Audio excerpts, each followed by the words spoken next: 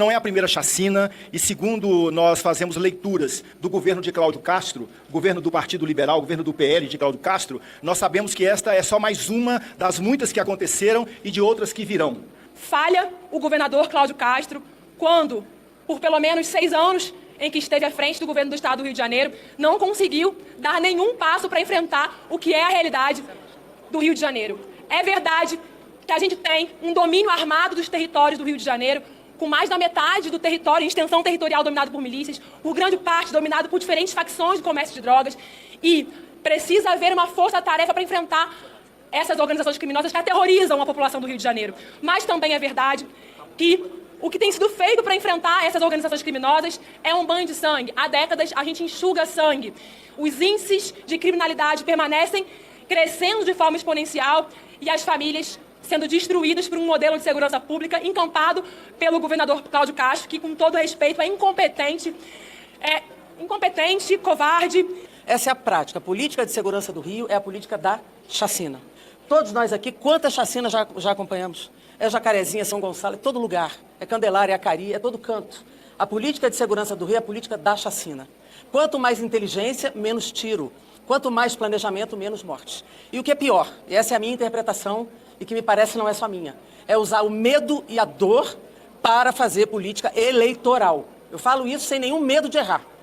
Um governo com baixa popularidade, que quer criar um fato que tem apelo no senso comum, porque o senso comum é criminoso é para morrer, esse é o senso comum. Então fazer uma chacina dizendo que todo mundo ali era bandido, num país que não tem pena de morte, e que inclusive se dificulta a investigação, porque você não tem nem com quem conversar depois, porque você, em tese, matou os criminosos todos. Isso é tese, porque não é isso que está acontecendo. A gente até agora não sabe quantas pessoas estavam fora do confronto e que foram executadas liminarmente por essa operação. Então isso é um planejamento eleitoral claro. É impressionante. Eu posso contar aqui as vezes em que essas chacinas aconteceram no Rio de Janeiro. É sempre próximo às eleições. Eu quero destacar isso porque tem gente que não tem pena. Usa esse momento para poder melhorar a sua situação. Popularidade nenhuma. Nós sabemos disso. Eles não foram para prender ninguém. Eles foram para matar. É importante dizer isso, porque eles estão festejando, dizendo que foi uma operação maravilhosa. Que operação maravilhosa é essa? Que você não resgata um ser daquele? A gente está aguentando ele se posicionar contra a PEC da segurança, alegando que aquilo ia ferir a autonomia dos estados. E na hora H ele cobra a presença do governo federal. Eu quero dizer que o ministro Lewandowski, com o delegado da Polícia Federal, doutor Andrei, estão no Rio de Janeiro. E a nossa ação, a ação do governo federal, vai ser no sentido oposto deles. É montar uma força-tarefa de inteligência, de investigação. Fazer como foi feito na Operação Carbono Oculto, onde foi desbaratado todo um esquema criminoso. Foram atingidas pessoas ligadas ao mercado financeiro. Está por trás de toda essa resistência da PEC da segurança é o medo de investigações autônomas que desbaratem aquele esquema criminoso de uma parte grande da política do Rio de Janeiro. Nós também queremos saber sobre o uso de câmeras corporais.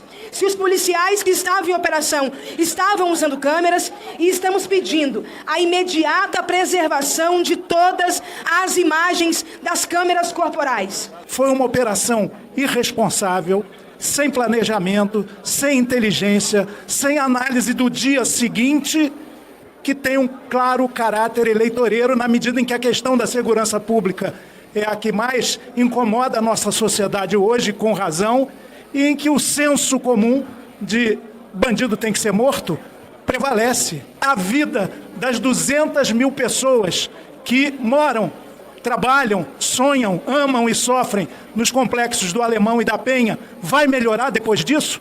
Qual o resultado da intervenção militar na segurança pública do Rio de Janeiro?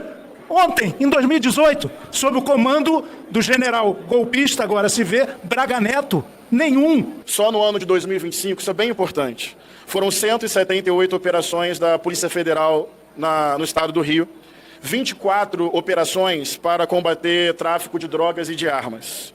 Foram 210 prisões, 10 toneladas de drogas apreendidas, 190 armas apreendidas, 17 fuzis dentre estas armas, 600 peças e acessórios de armas de fogo apreendidas. Alguém ouviu falar em massacre? Alguém ouviu falar em chacina?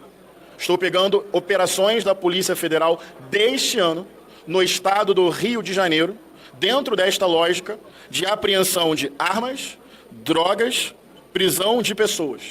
Alguém ouviu falar em massacre? Não. Se a gente pega o número de fuzis que foi apreendido nesta chacina, e se você faz a contabilidade disso, pode me ajudando, Tarcísio, dá 1,5 milhões de reais. Isso significa, Glauber e Chico, 10% do faturamento mensal do Comando Vermelho. Alguém acha que semana que vem o Comando Vermelho já não recompôs suas forças, sua contabilidade e seus fuzis? O criminoso mais perigoso do estado do Rio de Janeiro está solto, está dando entrevista e está sentado na cadeira de governador no Palácio Guanabara.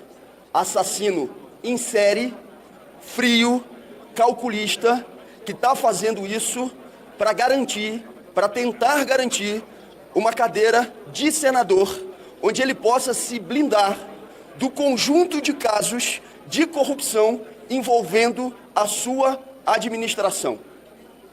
Não se trata de segurança pública, se trata de um crime cometido, repito, por aquele que é o mais perigoso criminoso do estado do Rio de Janeiro. Repito, que está sentado na cadeira de governador e dando entrevistas, se apresentando publicamente como se fosse um grande herói, quando no Rio de Janeiro as pessoas sabem que faz isso para sua blindagem pessoal e para a acumulação do seu poder político. Ele tem que ser devidamente responsabilizado por isso. Há alguns meses atrás, o mesmo governador Cláudio Castro tentou fazer uma operação idêntica para capturar o Peixão, traficante que controla o território do chamado Complexo de Israel. A cidade naquele dia parou. Não parou a cidade inteira, era um território menor, porque a polícia sequer conseguiu entrar lá no Complexo de Israel. Naquela época nós já dizíamos, essa operação não ia dar em nada, e o poder do Peixão só aumentou. Alguns meses depois, usando um planejamento de 60 dias, de quase um ano, ele opta por outra favela para capturar um outro líder traficante, o Doca, que não foi capturado novamente e comete uma chacina e um massacre como esse. Ou seja, nem mesmo aquilo que eles alegam ser o objetivo das operações é cumprido, e à custa de vida, de dinheiro, de muito recurso, de muito medo. Essa é a dimensão. Não é que o governador Cláudio Castro é ineficaz. Ele é muito eficaz no que se propõe a fazer. Espetáculo para ganhar votos.